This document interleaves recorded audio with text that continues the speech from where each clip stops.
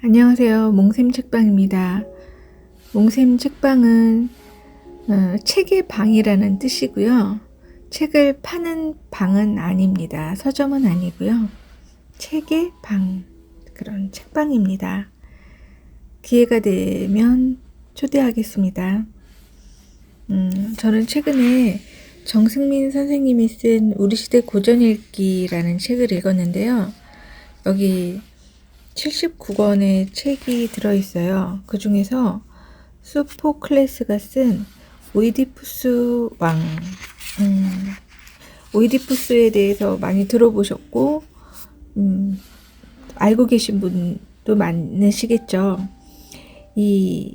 애초에 오이디푸스는 테베의 왕자로 태어났지만 생부를 죽이고 친모와 결혼한다는 예언 때문에 내다 버려집니다. 그리고 좀 극단적인 이야기로 들리는데요. 그리고 테베를 더럽히고 존속사례와 근친상간의 죄인이 폭로되면서 그 왕비 겸 생모는 목을 메고 뒤쫓아간 오이디푸스는 스스로 두 눈을 찌르며 추방을 자청한다. 이런 이야기인데요. 태어나서 안 될 사람들에게 태어나서 어울려서 안 될 사람과 어울렸고 죽여서는 안 될 사람을 죽인 자라는 게 드러났으니 이런 이야기가 있습니다. 그런데 이 이야기는 서양 사람들에게는 고전으로 필수적으로 읽히는 책인데요. 사실 그리스 로마신 아이들이 많이 읽는 그 이야기도 굉장히 잔혹하고 또 그런 장면이 많지 않습니까? 이런 이야기가 왜 이렇게 읽힐까? 어떤 것은 삼류라고 하면서 왜 이 이야기는 이렇게 고전으로 추앙받을까? 조금 의문이 들기도 했어요. 프랑스 평론가 폴 발레리가 한 이야기를 들으면 좀 이해가 되는데요. 그는 유러피언의 정신에 대해서 이렇게 얘기합니다. 최고, 최강, 최대한의 추구다. 이게 바로 오이디푸스과 최적의 전형이라고 합니다. 유러피언의 정신이 바로 이 최고, 최강, 최대 이걸 추구하는 것인데 이 모든 것을 갖춘 이야기가 바로 오이디푸스라는 것이죠. 듣기가 무서운 진실 앞에 섰지만 그래도 들어야 한다며 극한적 진실을 추구하는 이성중심주의, 인간중심주의의 조상이 바로 이 오이디푸스라는 책인 것입니다. 오이디푸스는 왜 자신의 눈을 찔렀을까요? 다른 방법은 없었을까요?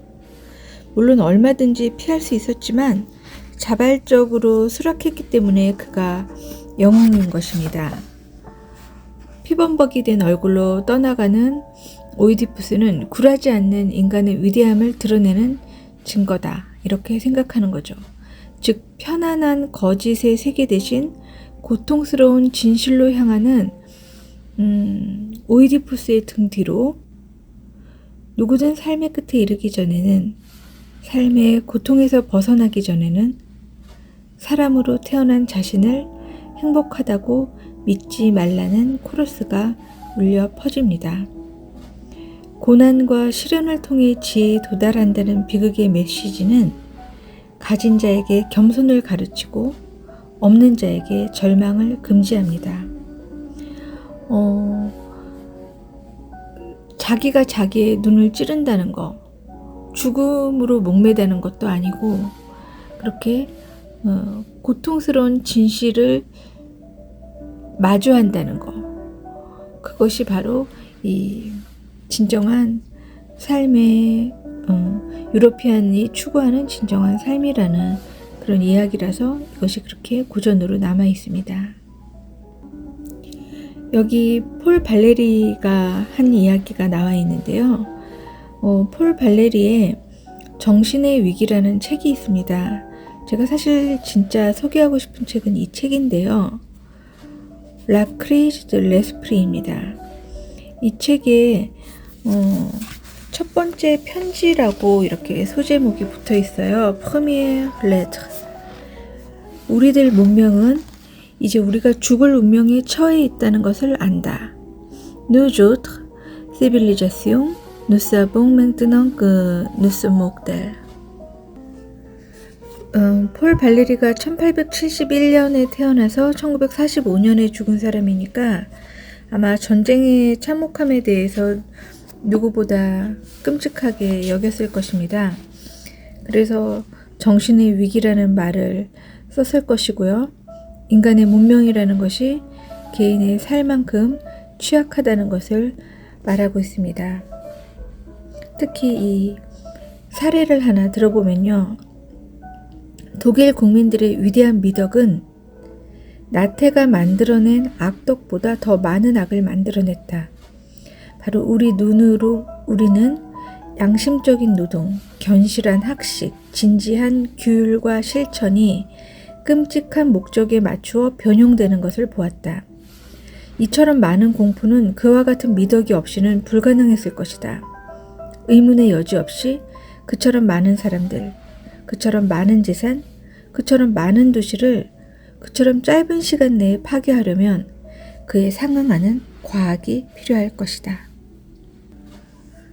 부족하지만 원문을 좀 살펴볼게요.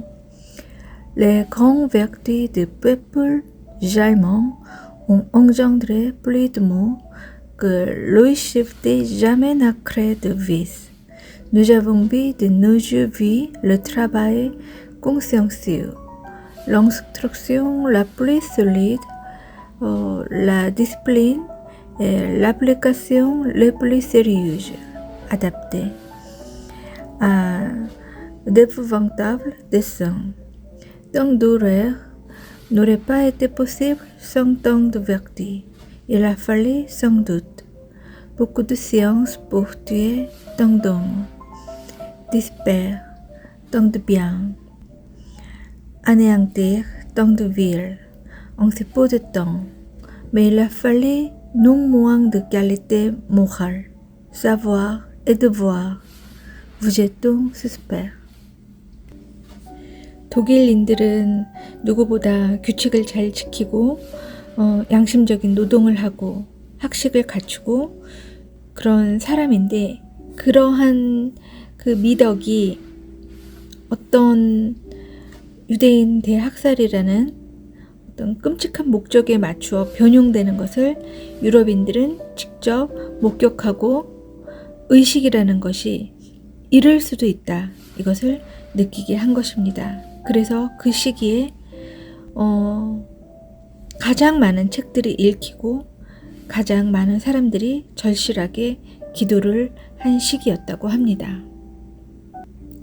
전쟁이 끝나고 군사적 위기는 끝났다고 해도 좋지만 경제적 위기가 시작되고 있었고 굉장히 거세어지고 그런데 그 지적 위기는 아주 미묘하고 그 본성상 좀 기만적인 외양을 보이기 쉬운 것이어서 즉 지적인 위기는 은폐된 곳에서 일어나므로 이 위기는 그것의 실제 상황 그리고 그 위상을 파악하기가 쉽지 않습니다. 문학과 철학과 미학에 있어 무엇이 죽었고 무엇이 살아있는지 아무도 말할 수가 없습니다. 어떤 관념이나 어떤 표현 양식이 분실물 리스트에 기재될 것이고 그리고 어떤 새로운 것이 선포될 것인지 어느 누구도 알지 못합니다. 대한민국도 군사적 위기에 대해서 지금 일상생활을 하면서 잘 못 느끼고 있죠. 경제적 위기도 위기면서도 나아지고 있습니다. 많이 좋아졌죠. 그런데 이 지적 위기는 아주 미묘하고 잘 보이지가 않아서 어떻게 변형되고 어떻게 살아나가는지 우리가 간파하는 것이 가장 어렵다고 말합니다. 2024년 지금도 지구에 전쟁이 일어나고 있는데요. 과학은 그 도덕적인 야심에 있어서 치명적인 것이 되었고 그것의 응용의 잔혹함으로 불명예를 짊어지게 되었습니다. 과학은 많은 사람을 구원했지만 또 그 목적이 잘못 쓰일 때 많은 사람을 죽이고 있습니다. 우리가 현대사회를 어떻게 정의 내리고 있습니까? 현대인을 끼워 넣는 것이 가능한 시대와 장소라는 것이 있다면 그 시대의 조화를 크게 해치지 않고 진기하고 눈에 띄는 존재가 되지 않고 충격적이고 불협화음을 불러일으키고 동화하기 어려운 존재가 되지 않는 그런 시대와 장소가 있다고 생각해 봅시다. 1914년의 유럽은 아마도 이러한 현대주의의 한계에 도달한 것이 아닌가 생각된다.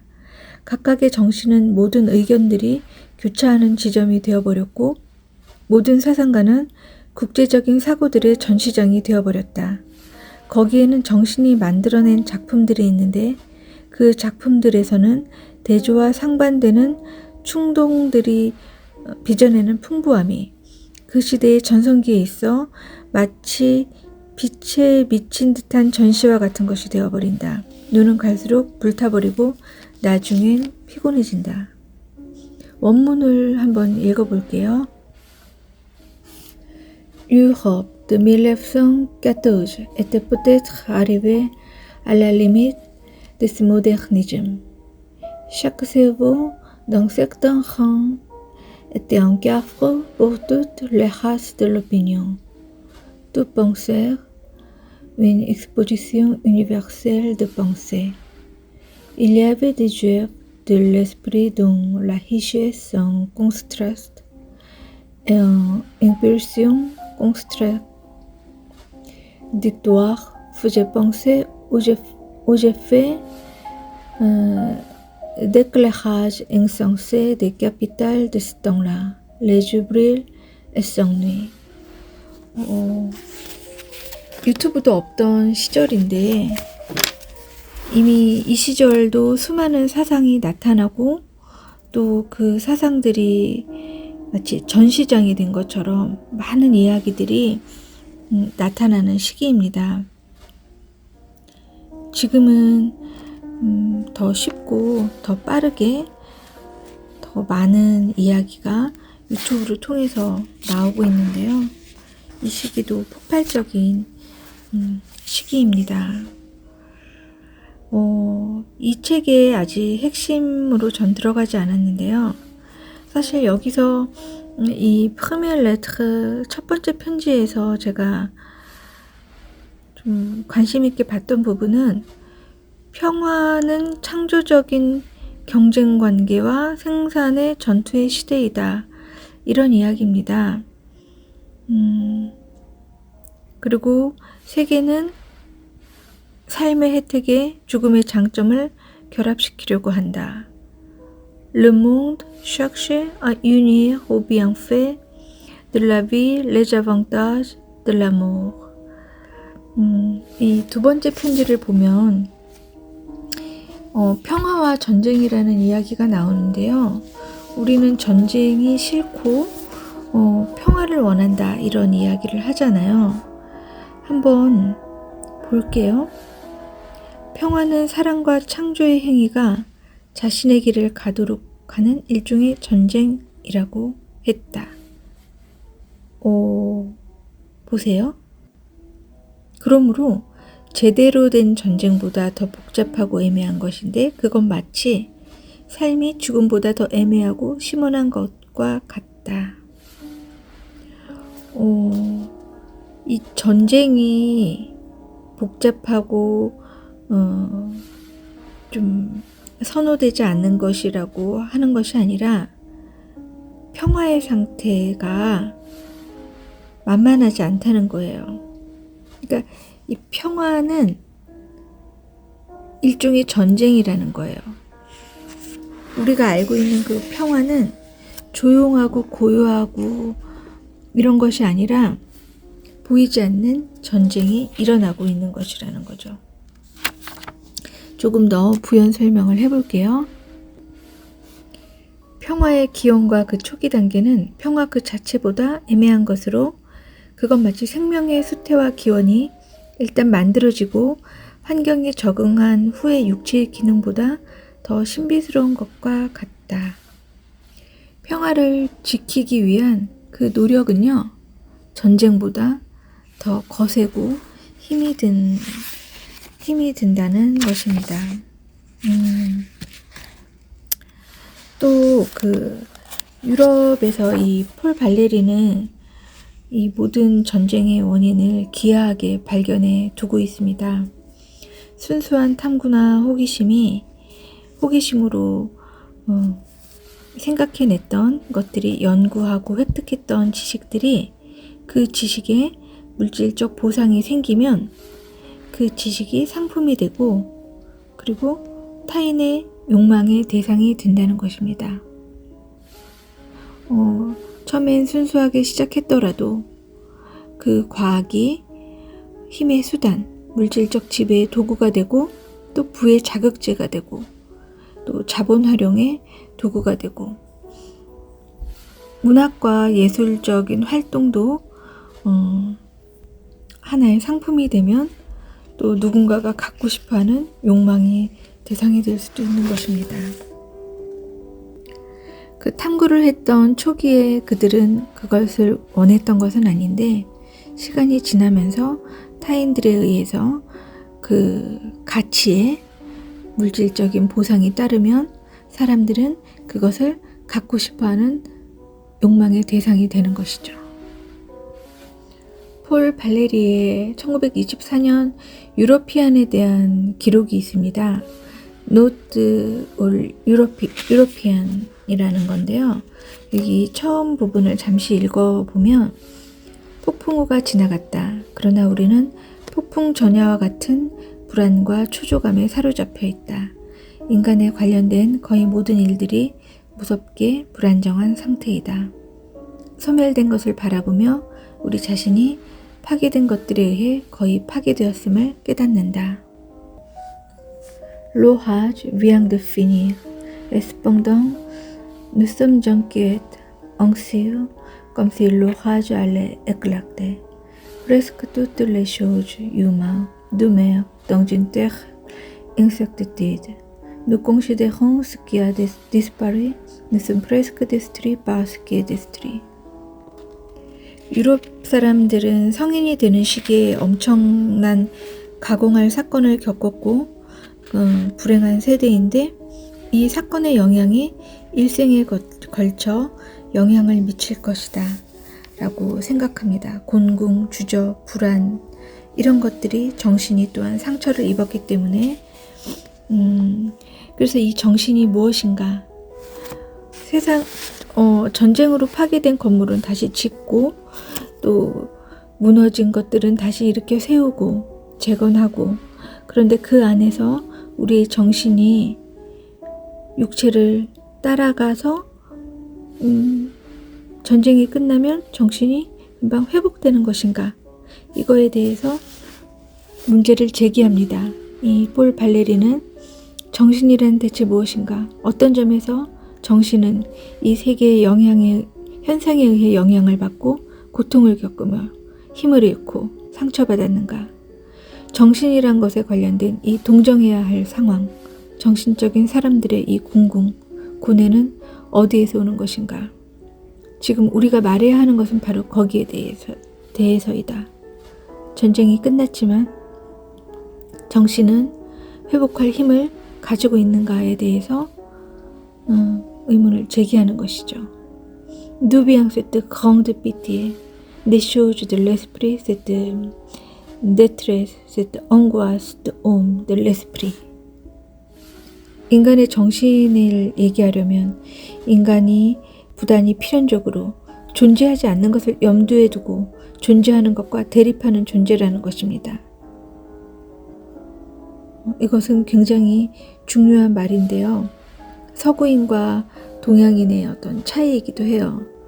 예를 들면 리처드 니스벳이라는 사람이 쓴 The Geography of Thought, 생각의 지도라는 책에 보면 서양과 동양을 좀 비교를 하고 있는데요. 동양의 세계관은 원으로 표상되고 서양은 직선인데, 세상을 복잡하다고 간주하면서 사물간의 맥락과 관계를 파악하려는 동양적 추론 방식에 비해 서양이 생각하는 세계는 보다 단순하고 기계적이고 범주와 규칙에 집합한다, 이런 이야기가 있습니다. 즉, 그리스 문화는 토론과 논쟁을 통해 자유와 호기심을 북돋고 지식과 원리를 추구하는 과학적 사고의 모태였다면, 중국인은 조화로운 인간관계를 으뜸으로 삼아왔다는 것입니다. 서양에서 보통 동양과 비교할 때 예로 드는 나라는 중국이죠. 여기에 대해서 그 김우창 평론가의 주장을 빌리자면, 세계의 질서와 법칙을 따져 묻는 서양적 사유는 한계에 부딪히지만, 바로 그래서 그 사유는 무한히 갱신되고 반복되고 점점 더 초월적으로 나아간다. 근데 동양적 사고는 도덕적 실천을 중심으로 하기 때문에 규범 자체를 벗어나기가 쉽지 않다, 이런 말씀을 하시는데요. 제가 한 학부모와 이런 이야기를 나누었어요. 다 아이를 키우는 집인데, 서양은 아이가 실패하고 부딪히고 넘어졌을 때요, 넘어졌으니까 다시 갱신하고 반복하고 일어나고 넘어지고 일어나고, 이런 것을 반복하면서 어떤 발전한다, 이렇게 보고요. 동양에서는 아이가 넘어지지 않게 철저하게 보호하고 그 테두리에서 벗어나지 않도록 잘 관리하며 가르친다는 것입니다. 어떤 것이 더 좋고 나쁘고는 아닌 것 같아요. 단지 서양이 그렇다는 것인데, 의학에서도 동서양 의학이 가장 뚜렷하게 다르고요. 정신도 마찬가지예요. 서양 사람들은 분석하고 나누고 쪼개고 분자, 원자, 과학, 여기에서 또 이런 사고방식 자체가 과학을 발전시켰기 때문에 이 정신을 따로 떼놓고 이야기를 많이 합니다. 그래서 자, 요 한 부분을 좀 읽어볼게요. 인간은 욕구나 욕구의 만족으로 이루어진 하나의 폐쇄체계를 구성하지 않는다. 인간은 만족하면 거기에서 만족감을 뒤엎을 만한 무언가 과잉의 힘을 끌어낸다. 우리는 만족하기 위해서 산다고 생각하는데요. 이 정신이라는 애는 몸이 만족을 하면요, 그 만족을 뒤엎을 또 다른 에너지를 만들어낸대요. 다시 읽어볼게요.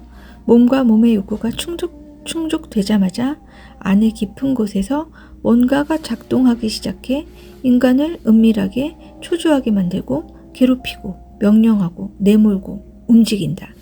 그것이 정신이란 것이며, 아무리 길러내도 결코 소진되지 않는 여러 문제들을 그 안에 내포한 정신이란 것이다. 저는 여기서 좀 놀랐는데요. 우리가 평화롭고 조용하고 집에 가만히 있으면 몸 식사가 알맞게 때 되면 나오고, 어떤 전쟁도 일어나지 않아요? 어떤 갈등도 일어나지 않아요? 그럴 때 그 정신은 어떤 상태가 될까요? 굉장히 평화로운 상태가 될 것 같다고 생각하지만 전혀 그렇지 않다는 거예요. 평화 속에서 정신은요, 계속 뭔가를 뒤엎으려고 만들어낸대요. 그래서 굉장히 바쁘고 힘들게 살아가는 사람보다 때로 팔자 좋다 이렇게 생각하는 사람들이요, 정신이 훨씬 어둡고 혼란스럽고 고통스럽습니다. 인간이 만물의 영장인 것을 상상하는 힘이라고 하잖아요. 존재하는 것과 존재하지 않는 것을 염두에 두고 대립한다고 하는데, 육체는 존재하는 것이죠. 정신은 존재하지 않는 것을 계속 생각해내는 존재라는 것입니다. 우리가 문명, 진보, 과학, 예술, 문화, 이런 것들이 다 이 비범한 꿈의 생산과 관계되고 직결되어 있는데요. 이러한 꿈은 우리에게 부여된 유한한 실존의 소요 모든 것에 맞선다고 할 수 있습니다. 우리는 자발적으로 자신의 생존 영역을 바꾸려는 동물의 한 종입니다. 우리의 꿈은 각각 우리 삶의 초기 조건에 무엇인가에 대항해 키워진 것이며 그런 관점에서 꿈의 일람표, 계통, 분류를 만들 수 있을 것입니다. 중력을 거스르는 꿈도 있고 운동의 법칙을 거스르는 꿈도 있고 공간을 거스르는 꿈도 있고 지속을 거스르는 꿈도 있습니다.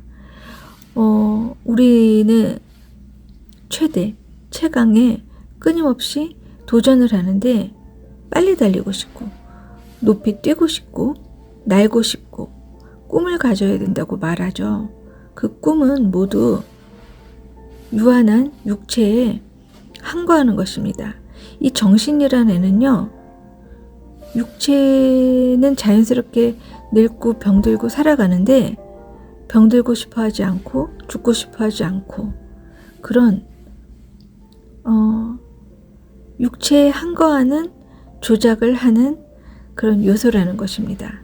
존재하지 않는 것을 상상하고 그 과정에서 우리가 더 오래 살고 병든 것을 고치고 새로운 것을 창조해내는 원천도 있지만 그 정신이란 애의 속성이 그렇기 때문에 불안하고 초조하고 고통스럽고 그런 것도 동시에 만들어내는 것입니다.